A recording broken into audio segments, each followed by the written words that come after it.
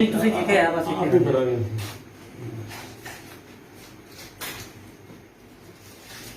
तो देख सकते हैं आपके लिए बाहर जब निकलते हैं तो इस तरह के हादसे भी हमारे साथ होते हैं। न्यूज कवर करना कोई आसान काम नहीं है। घटना ਤੁਸੀਂ जो कहते हो भाई वो नंबर कोई दे वो सारे नस गए नंबर सारे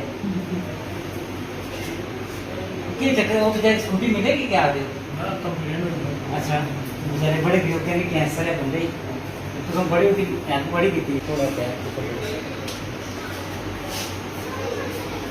देखिए आप लोगों के लिए न्यूज करने के लिए जाते हैं तो क्या कुछ हमारे साथ होता है। देख सकते हैं सैनिक कॉलोनी न्यूज के लिए जा रहा था और ये एक्सीडेंट जो है वो हुआ है मेरा और फ्रैक्चर यहाँ पे हो चुका है। अब मुश्किल ये है कि आप लोगों तक किस तरह से पहुँचूँगा।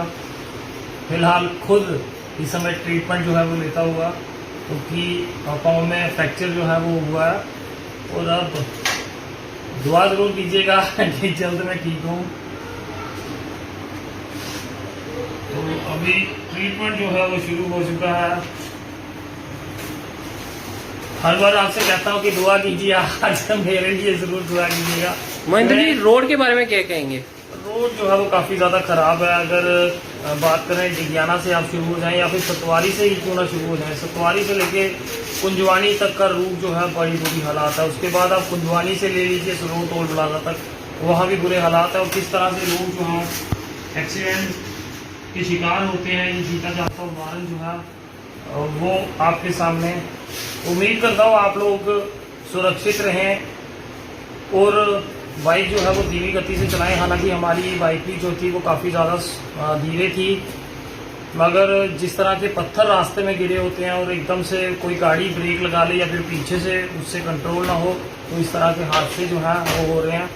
तो थोड़े दिन आप लोगों के टच में नहीं रहूँगा और कोशिश कि जल्द ठीक होके फिर आप तक रिपोर्टें जो है वो साझा करूँ। फिलहाल इस समय प्लस्तर जो है वो चल रहा है।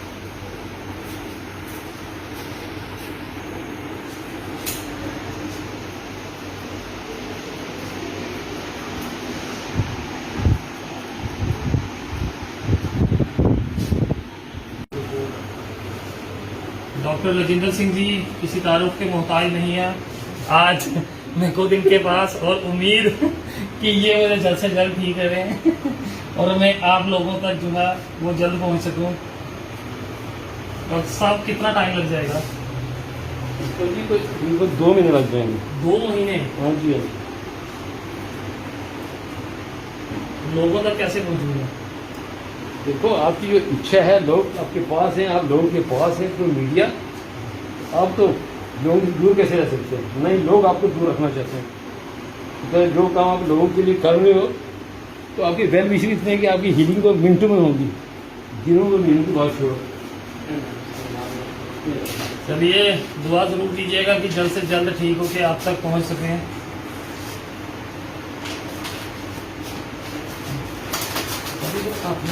ਤੁਸੀਂ ਕੀ ਕਿਹਾ ਬਸ आप ही करा रहे हैं।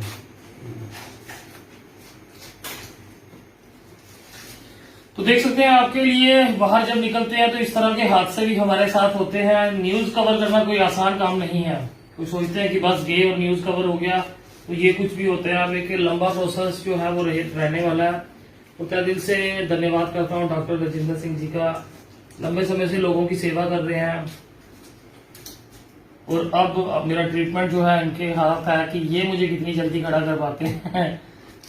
देखो जी, हम तो आम इंसान हैं, हम वो करेंगे जो हमने सीखा है या किताबों में आता है। ठीक है, अभी जो हीलिंग होती है बिल्कुल ठीक करना वो तो परमात्मा के हाथ में है।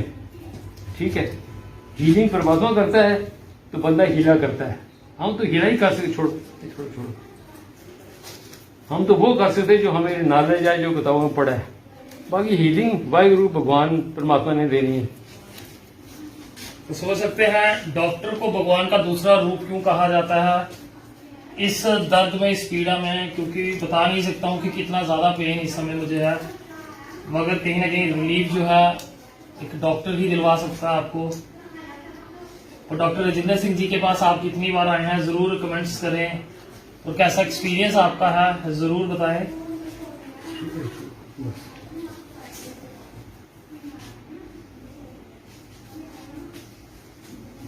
मैसेज अगर सुने जी। तो बड़ी अच्छी बात है, मैं बहुत खुश हो जाऊं। मैंने ये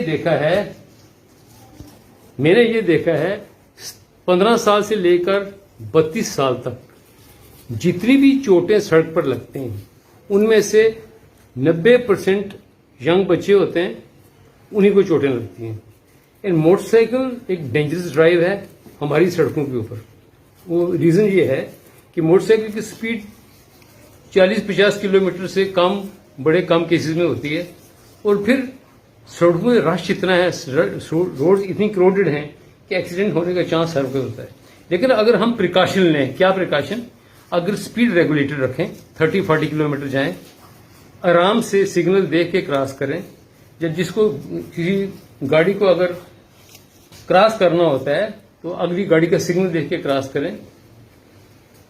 सड़कों पे समरसॉल्टिंग नहीं करें, सड़कों पे रेस नहीं लगाएं, तो मोटरसाइकिल राइड करना अच्छा रहेगा।